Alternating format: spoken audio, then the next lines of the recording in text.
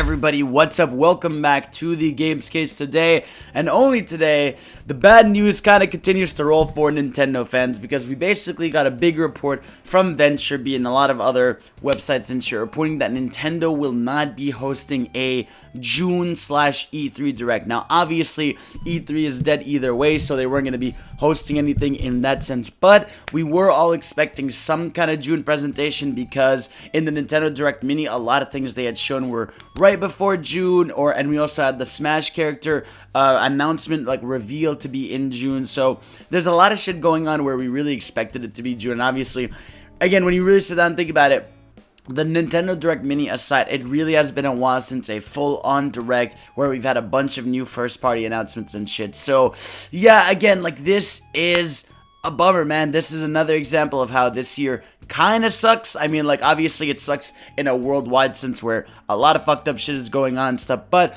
obviously this has affected the games industry, and especially, I feel like it's affecting Nintendo a lot in general because they're Japanese, and right now the virus is hitting Japan a lot more than other places right now, and apparently, based on what I read in the article, Japan isn't necessarily ready for this kind of stuff. They have a lot of a culture of being in person and handling things in person, so apparently they're not the best with, obviously, you know, from Nintendo's Online, cloud computing and all this stuff. Like, it's not what their bread and butter is. You know, they're used to being a culture that are together, making executive decisions together. So obviously being separated is making things a little difficult. Now the good news here is, this doesn't mean we're not getting any games announced or anything, right? The report is saying that Nintendo's going to have game announcements. They have things to announce.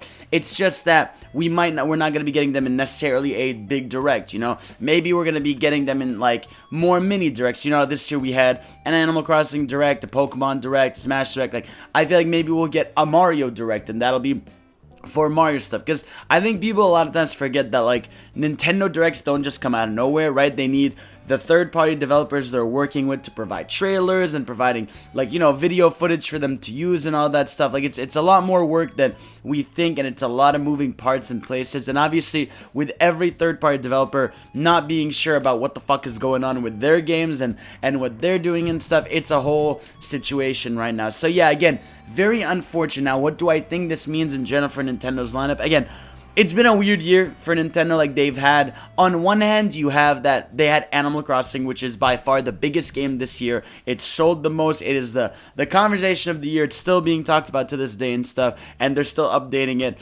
We also had, Tokyo Mirage Sessions in January. We got Smash DLC. So, there have been smaller stuff. We're getting Clubhouse 51 games. In June, we're getting Xenoblade in May. So, there's still some good-ass stuff. And again, I think if in the fall they have, like, another game or two that are really big, I think it could still be a good year. I think no matter what, the summer is dead.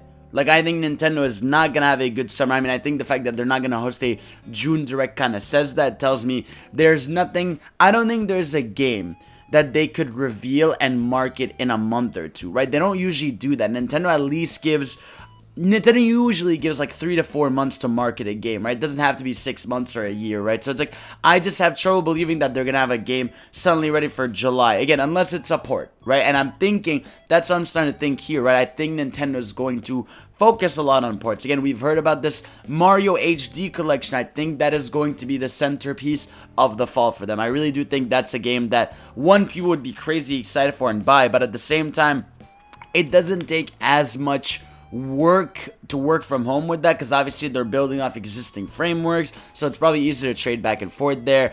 I don't know if we're gonna get the Paper Mario anymore. I don't know if we're gonna get a 2D Metroid. Again, this is all we just don't know, right? I think that's the very difficult thing about this, is just we don't know how much work from home affects development pipelines. We don't know what the second half of the year is going to look like, and we're starting to take shape. I mean, not that it matters to this video, but we got the Assassin's Creed revealed. That's continuing to launch this fall. They're good with that. Xbox is having a game showcase May 7th. By the way, we'll be doing a live reaction to that on Twitch, so stay tuned to that shit. And it's like, we're seeing the world kind of continue and move with stuff, but it just feels like Nintendo specifically has had a very hard time handling this. We've even had PlayStation showing the dates of Ghost and Last of Us. So, yeah, it's a shitty situation. There's nothing that we can really do about it. And it's one of those situations where this isn't a moment where we could complain to Nintendo. This is just the sad reality of what's going on in the world. And again, like I said, let's obviously first take care of humanity. That's the most important thing. Then we worry about video games.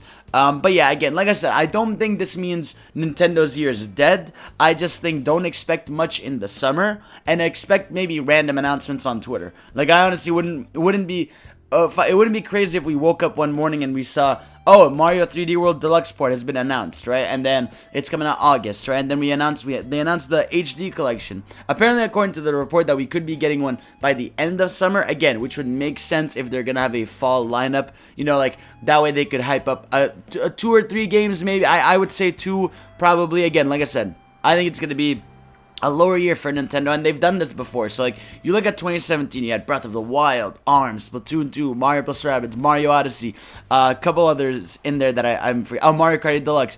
And then 2018 was where you saw it was more calm, right? Where we got, like, Mario Tennis Aces, Octopath Traveler, obviously Smash to kick it off, and Pokemon Let's Go, which was like a spin-off. So we didn't get much from Nintendo there. Then you had last year, right, which was Luigi's Mansion 2, Mario Maker 2, Luigi's Mansion 3, Mario Maker 2, Astral Chain, Fire Emblem 3 Houses, Link's Awakening, Pokemon Store and shit. Like, they had games left and right last year. And then this year, we go back to the more tame, but with a bigger title, right? So we've had Animal Crossing, we're going to have Xenoblade, and then we're going to have a couple others in there. So I think this is honestly like part of the time frame from Nintendo. I'm sure obviously some stuff got shifted, but I think for the most part, this was the path that was going to happen anyway. Yeah, so anyways, that's it for me. That's all I got. What do you think Nintendo's lineup is going to be this year? It really is a weird time to be a Nintendo fan.